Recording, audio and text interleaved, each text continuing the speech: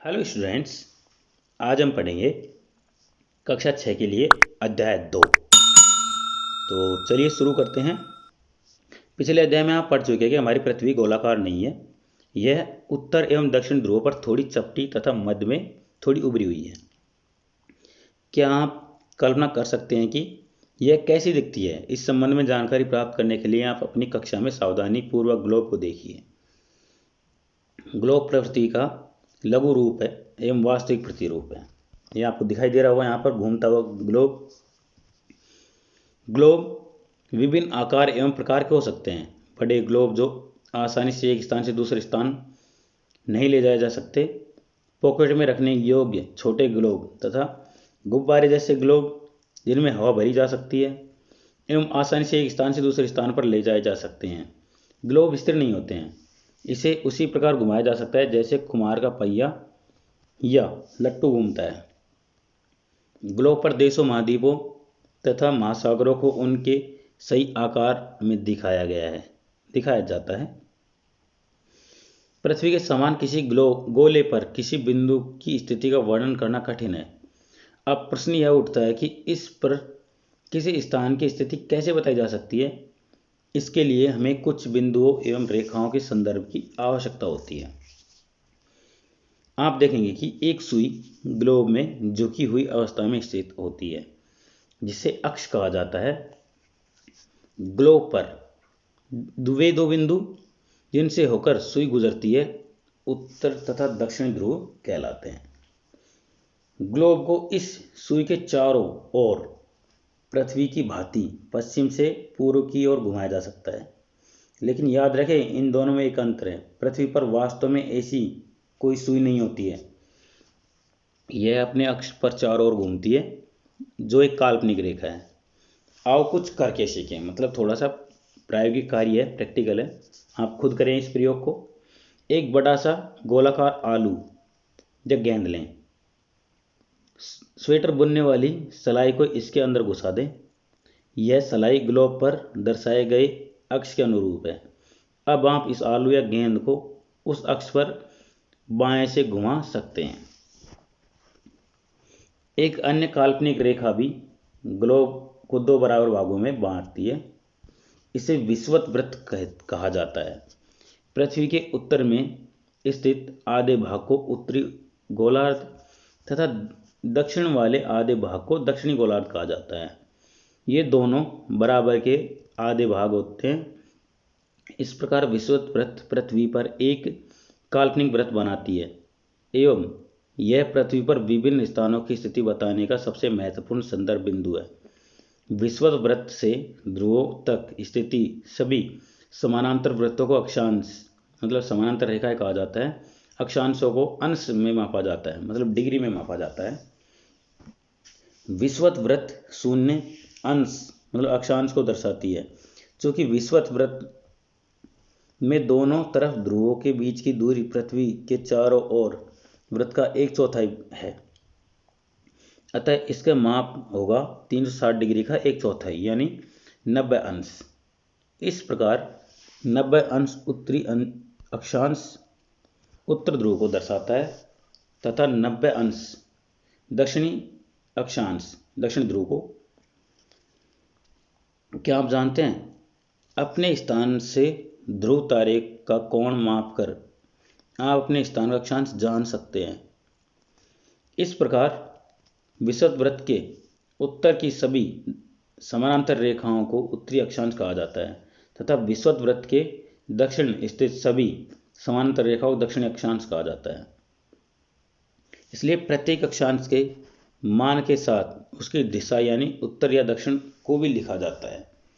सामान्यतः इसे उत्तर या दक्षिण अक्षर से व्यक्त किया जाता है। उदाहरण के लिए महाराष्ट्र में चंद्रपुर एवं ब्राजील, दक्षिण अमेरिका में बेली हॉरिजॉन्टे दोनों एक ही अक्षांश 20 अंश पर स्थित हैं, लेकिन चंद्रपुर विषुवत वृत्त के 20 अंश उत्तर में एवं बेलो हॉरिजॉन्टे विषुवत वृत्त के 20 अंश दक्षिण में स्थित है।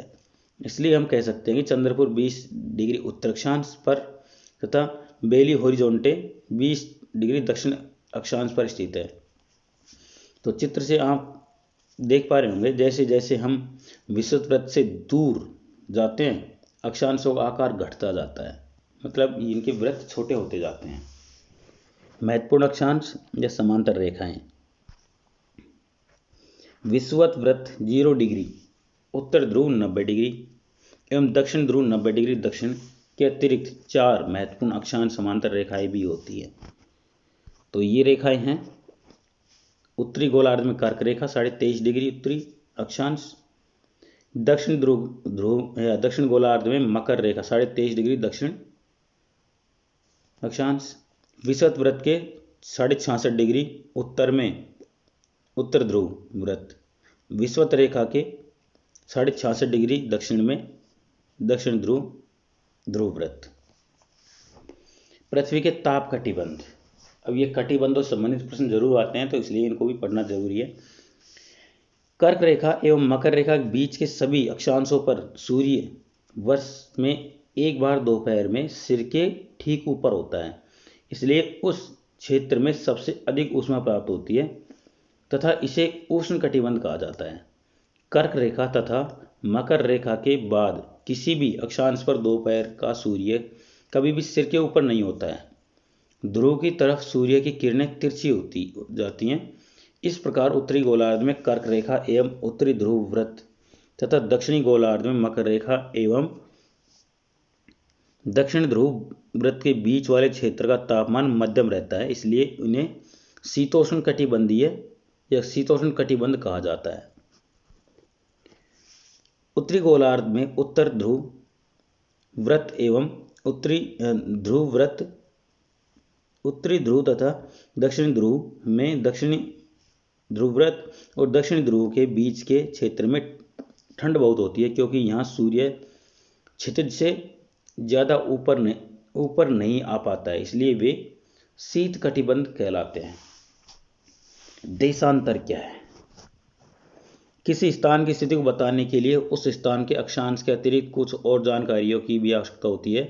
आप देख सकते हैं कि प्रशांत महासागर के में स्थित टैंगा द्वीप और हिंद महासागर में स्थित मॉरिशस द्वीप एक ही अक्षांश 20 डिग्री दक्षिण पर स्थित हैं। उनकी सही स्थिति जानने के लिए यह पता करना होगा कि उत्तरी ध्रुव को दक्षिण ध्रुव से जोड़ने वाले संदर्भ रेखा से पूर्व या पश्चिम की ओर इन स्थानों की दूरी कितनी है। इन संदर्भ रेखाओं को देशांतरीय याम्योत्तर कहते हैं तथा इनके बीच की दूरी को देशांतर के अक्षांशों में या अंशों में मापा जाता है। प्रत्येक अंश को मिनट में तथा मिनट को सेकंड में विभाजित किया जाता है। ये अर्धवृत्त हैं तथा इनके बीच की दूरी ध्रुवों की तरफ बढ़ने पर जाती है एवं ध्रुव पर शून्य हो जाती है, जहाँ सभी देशांतरीय याम्योत्तर आपस में मिलती हैं। आओ कुछ करके सीखें। एक वृत्त खींचिए। मान लीजिए कि प्रमुख यामोत्तर इसे 2 बराबर भागों में बांटती है। पूर्वी गोलार्ध एवं पश्चिमी गोलार्ध को रैंक कर नामांकित कीजिए। उसी प्रकार एक दूसरा वृत्त खींचिए जिसे विषुवत वृत्त 2 बराबर भागों में बांटे। अब उत्तरी गोलार्ध एवं दक्षिणी गोलार्ध को रंग दीजिए। अक्षांश समांतर रेखाओं से भिन्न सभी देशांतरीय याम्योत्तर की लंबाई समान होती है, इसलिए इन्हें सिर्फ मुख्य बिंदुओं में व्यक्त करना कठिन था। तब सभी देशों ने निश्चय किया कि ग्रीनविच, जहां ब्रिटिश राजकीय वेधशाला स्थित है, से गुजरने वाली याम्योत्तर से पूर्व और पश्चिम की ओर गिनती शुरू की जाए। इस याम्योत्तर को प्रमुख याम्योत्तर कहते हैं। इसका मान 0 डिग्री देशांतर है तथा यहाँ से हम 180 पूर्व या 180 डिग्री पश्चिम तक गणना करते हैं। प्रमुख याम्योत्तर तथा 180 डिग्री याम्योत्तर मिलकर पृथ्वी को 2 समान भागों में पूर्वी गोलार्ध और पश्चिम गोलार्ध में विभक्त करते हैं। इसलिए किसी स्थान के देशांतर के आगे पूर्व के लिए दक्षिण पूर्व तथा पश्चिम के लिए अक्षर पश्चिम मतलब पै का उपयोग करते हैं। यह जानना रोचक होगा कि 180 डिग्री पूर्व और 180 डिग्री पश्चिम याम्योत्तर एक ही रेखा पर स्थित है। अब गोलार्ध पर अक्षांश या समानांतर रेखाएं एवं देशांतरीय याम्योत्तर के द्वारा बनी ग्रिड को देखो। अगर आपको किसी स्थान के अक्षांश एवं देशांतर की सही जानकारी हो तो ग्लोब पर आप उस स्थान का पता आसानी से लगा सकते हैं। उदाहरण के लिए असम में धुबरी 26 डिग्री उत्तरी अक्षांश एवं 29 डिग्री पूर्वी देशांतर पर स्थित है। अब उस बिंदु को देखें जहां ये दोनों रेखाएं एक दूसरे को काटती हैं। यह बिंदु धुबरी की सही स्थिति होगी। इसको समझने के लिए कागज पर समान दूरी वाला क्षैतिज तथा ऊर्ध्वाधर रेखाएं खींचिए। ऊर्ध्वाधर रेखाओं को संख्या 1 2 3 4 से तथा क्षैतिज रेखाओं को क ख ग घ अक्षरों से व्यक्त करें। जिन बिंदुओं से ये ऊर्ध्वाधर एवं क्षैतिज रेखा एक दूसरे को काटती है वहां कुछ छोटे वृत्त खींचिए। इन छोटे वृत्तों को अ ब स द तथा ध नामों से व्यक्त कीजिए। मान लीजिए कि ऊर्ध्वाधर रेखाएं पूर्व देशांतर एवं क्षैतिज रेखाएं उत्तरी अक्षांश को व्यक्त करती हैं। यहाँ पर यह संसार का नक्शा है जिसमें भारत की स्थिति ये रही।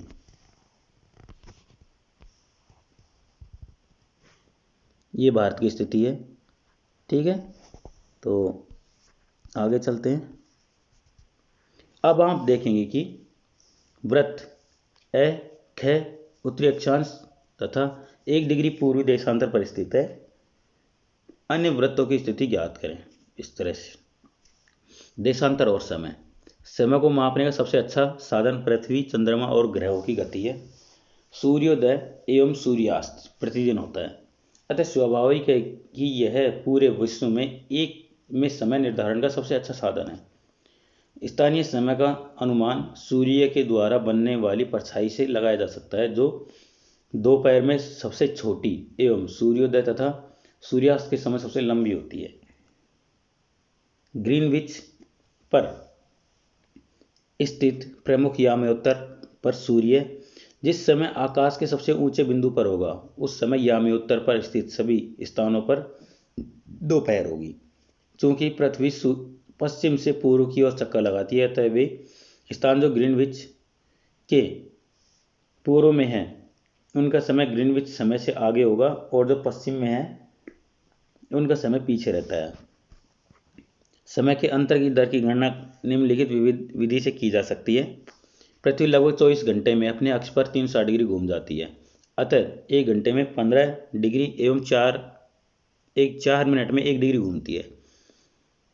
इस प्रकार जब ग्रीनिच में दोपहर के 12 बजते हैं तब ग्रीनिच में 15 डिग्री पूर्व में समय होगा। 15 गुणा 4 मतलब 60 मिनट, अर्थात ग्रीनिच के समय में 1 घंटा आगे, अर्थात वहाँ दोपहर का 1 बजा होगा। लेकिन ग्रीनिच से 15 डिग्री पश्चिम का समय ग्रीनिच से 1 घंटा पीछे होगा, यानी वहाँ सुबह के 11 बजे होंगे। इस प्रकार ग्रीनिच पर दोपहर के 12 बजे होंगे। इस समय 180 डिग्री पर मध्य रात्रि होगी। किसी भी स्थान पर जब सूर्य आकाश में अपने उच्चतम बिंदु पर होता है दोपहर में, उस समय घड़ी में दिन के 12 बजते हैं। इस प्रकार घड़ी के द्वारा दिखाया गया इस समय उस स्थान का स्थानीय समय होगा। आप देख सकते हैं कि दिए गए देशांतरीय याम्योत्तर पर सभी स्थानों का स्थानीय समय समान है। हम मानक समय क्यों मानते हैं? अलग अलग याम्योत्तर पर स्थित स्थानों के स्थानीय समय में अंतर होता है। उदाहरण के लिए बहुत से देशांतरों से होकर गुजरने वाली रेलगाड़ियों के लिए समय सारणी तैयार करना कठिन होगा।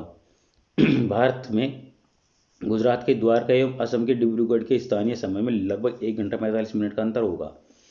इसलिए यह आवश्यक है कि देश के मध्य भाग से होकर गुजरने वाली किसी याम्योत्तर के स्थानीय समय को देश का मानक समय माना जाए। इस याम्योत्तर रेखा के स्थानीय समय को पूरे देश का मानक समय माना जाता है। भारत में 82.5 डिग्री पूर्व को मानक याम्योत्तर माना गया है। इस याम्योत्तर के स्थानीय समय को पूरे देश का मानक समय माना जाता है। इसे भारतीय मानक समय के नाम से जाना जाता है। कबीर भोपाल के निकट एक छोटे से नगर में रहता है। वह अपने मित्र आलोक से कहता है कि वे लोग जब रात्रि में नहीं सो पाएंगे। भारतीय एवं इंग्लैंड के बीच एक क्रिकेट मैच लंदन में 2 बजे दोपहर में शुरू होगा। अर्थात भारत के समयानुसार शाम 7:30 बजे शुरू होगा और देर रात्रि में समाप्त होगा। क्या आप जानते हैं कि भारत और भारत एवं इंग्लैंड के बीच में समय का अंतर क्या है?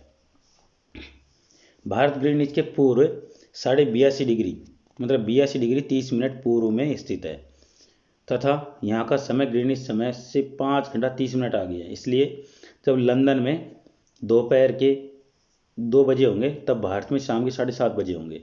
कुछ देशों का देशांतरीय विस्तार अधिक होता है जिसके कारण वहाँ एक से अधिक मानक समय अपनाए गए हैं। उदाहरण के लिए रूस में 11 मानक समयों को अपनाया गया है। पृथ्वी को एक एक घंटे वाले 24 क्षेत्रों में बांटा गया है। इस प्रकार प्रत्येक समय क्षेत्र 15 डिग्री देशांतर तक के क्षेत्र को घेरता है। ठीक है, तो ये हमारा अध्याय हो गया। इसके प्रश्नोत्तर आप पढ़ लीजिए क्योंकि हमने पूरा चैप्टर पढ़ा है तो इसके प्रश्नोत्तर यहाँ पर आपको मिल जाएंगे। ठीक है, हम मिलेंगे अगले अध्याय के साथ में। धन्यवाद।